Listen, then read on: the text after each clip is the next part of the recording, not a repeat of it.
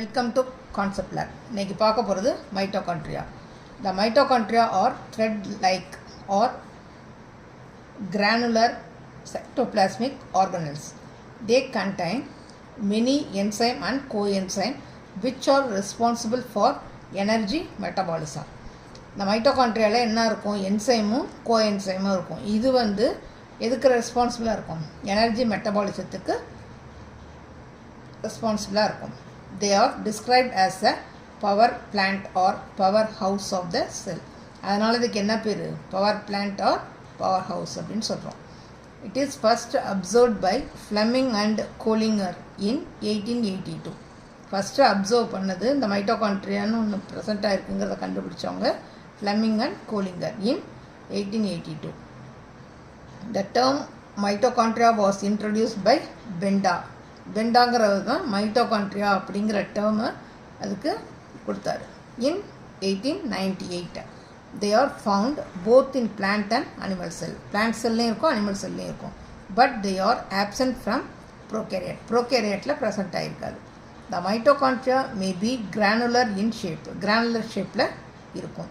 the shape of mitochondria may change from one to another depending upon the physiological condition of the cell. அதாவது இந்த செல்லோட physiological கண்டிஷனை பொறுத்து மைட்டோகாண்ட்ரியாவோட shape மாறுபடும். they may be a rod shape, club shape, ring shape, round or vesicular. In most cell their length vary from 3 to 10 microns and their width from 0.2 to 1.0 micron. The smallest mitochondria is seen in yeast. Smallest mitochondria எதில் present ஆகிருக்கும்? ஈஸ்டில் present ஆகிருக்கும். The largest mitochondria are found in wost in amoeba. அமீபியாவில் present ஆகிருக்கும்.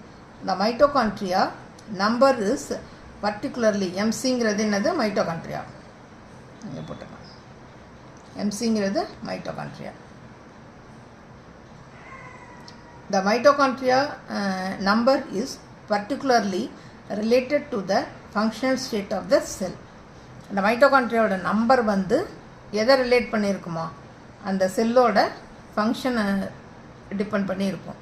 If the metabolic activity is high, the number of mitochondria is high.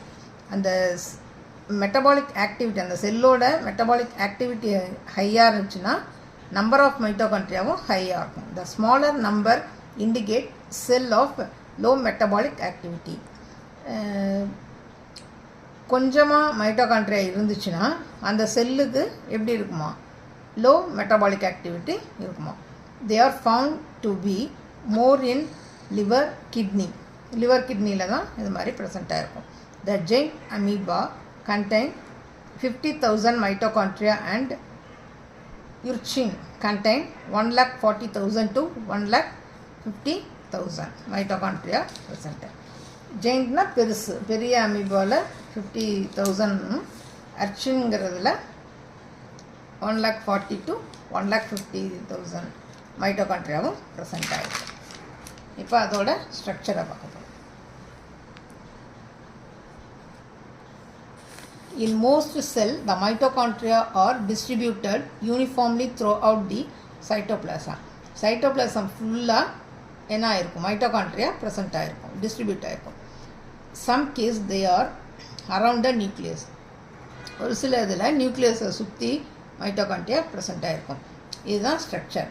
First one உள்ளே இருக்கிறது.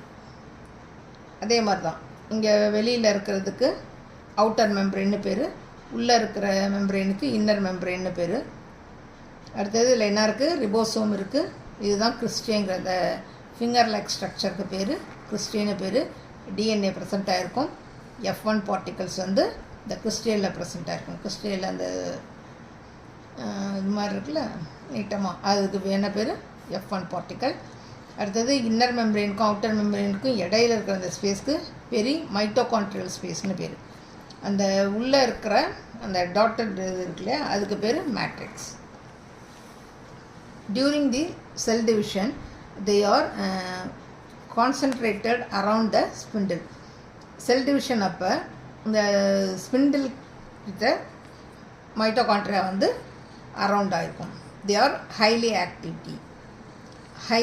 ஆக்டிவாக இருக்கும் அந்த டைமிங்கில், செல் டிவிஷன் டைமில். Mitochondria are covered by 2 membranes, outer and inner membrane, each measuring about 60 Armstrong in thickness. அதோட thickness வந்து 60 Armstrong இருக்கும். 2 membrane are separated by the space of 80 to 100 Armstrong unit. அதாவது ரெண்டு மெம்பரேனுக்கும் இடையில இருக்கிற இந்த ஸ்பேஸ் வந்து எவ்வளோ இருக்கும்? 80 to 100 Armstrong. The space between outer and inner membrane is called outer chamber. அவுட்டருக்கும் இன்னர் மெம்பரேனுக்கும் இடையில இருக்கிற அந்த ஸ்பேஸ்க்கு என்ன பேர்? அவுட்டர் சேம்பர்னு பேர். The central space of mitochondria is called inner chamber.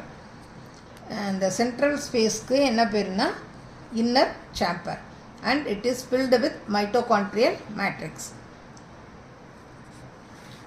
அது எதில் ஃபுல்லாக இருக்கும்? மைட்டோகாண்ட்ரியல் மேட்ரிக்ஸில் ஃபுல்லாக இருக்கும். The matrix contain filamental material or dense granules. மேட்ரிக்ஸில் filamental materials இல்லைன்னா dense granules வந்து ப்ரெசண்ட்டாக இருக்கும். The inner mitochondria membrane gives out certain finger-like projection. The finger-like projection இருக்கு இல்லையா, அதுக்கு பேர் என்னென்னா கிறிஸ்டே.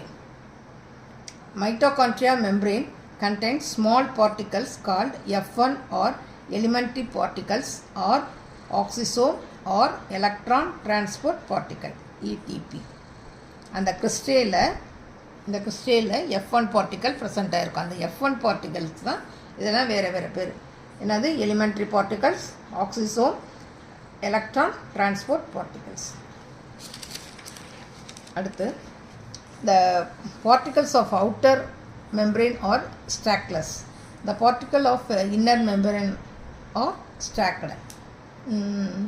outer membrane வந்து stackless-ஆக இருக்கும், inner membrane வந்து stacked-ஆக இருக்கும். Each stacked particle consists of a base piece, a stem and a head. இதுதான் எலிமெண்ட்ரி பார்ட்டிகளோட இங்கே ப்ரெசென்ட்டாக இருக்கலாம். இந்த F1 பார்ட்டிக்கல்ங்கிறோம் இல்லையா, இந்த F1 பார்ட்டிகளோட டயக்ராம் இது. ஃபஸ்ட்டு ஹெட் இருக்கும், ஸ்டாக்கு, இதுதான் பேஸ் பீஸ். அடுத்து function. Producing energy. Mitochondria is a power house of a cell. They generate energy necessary to power cell. அது செல்லுக்கு தேவையான எனர்ஜியை கொடுக்குது இது. But they are also involve in cell signalling and death. இது வந்து எதுலேயும் இன்வால்வ் ஆகுமா? செல் சிக்னலிங்லேயும் டெத்லேயும் இன்வால்வ் ஆகும், செல் டெத்லேயும் இன்வால்வ் ஆகும். Most ATP is produced in mitochondria through series of reaction is known as citric acid cycle or Krebs cycle.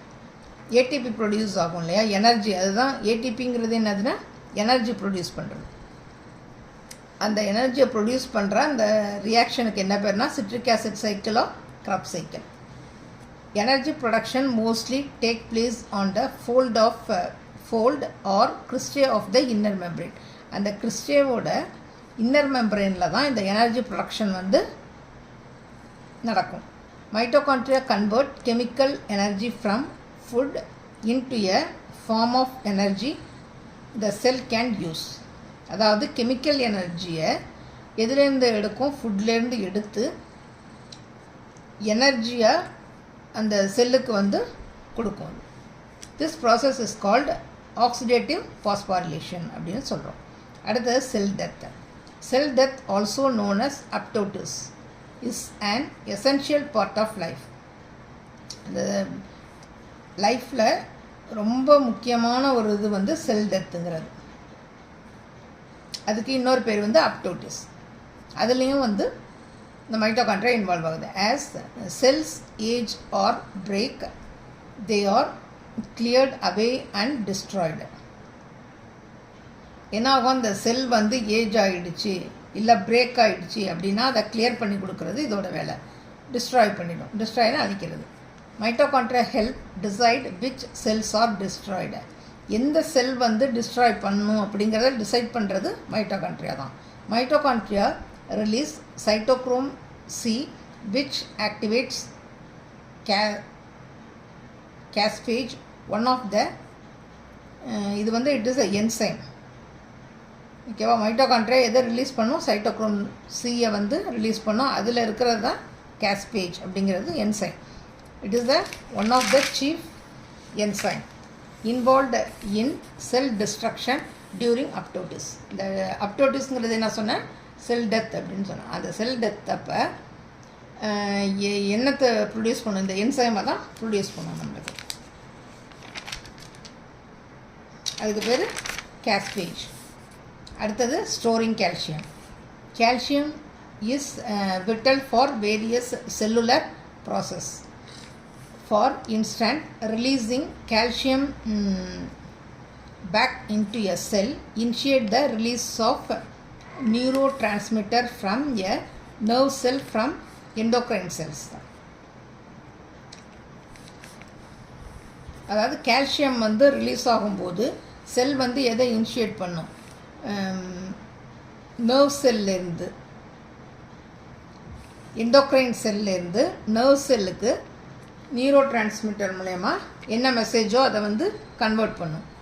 Calcium is necessary for muscle function and blood clotting. இந்த calcium வந்து எதுக்கு நெசசரியாக இருக்குது? Muscle ஃபங்க்ஷனுக்கு, blood கிளாட்டிங்க்கெலாம் வந்து calcium is necessary. Because calcium is so critical the sell regulate it tightly.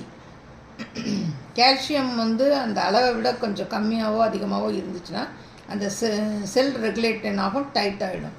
Mitochondria play a part in this by absorbing calcium ion and holding them until they are necessary.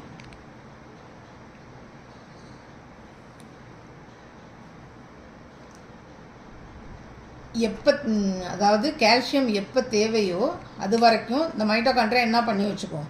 Hold பண்ணி வச்சுக்கும். செல்லுக்கு எப்போ நெசசரியாக தேவைப்படுதோ அப்போ கால்சியத்தை வந்து என்ன பண்ணும்? வெளியில் விடும். இந்த வீடியோ உங்களுக்கு பிடிச்சிருந்துச்சுன்னா லைக் பண்ணுங்கள், சப்ஸ்கிரைப் பண்ணுங்கள்.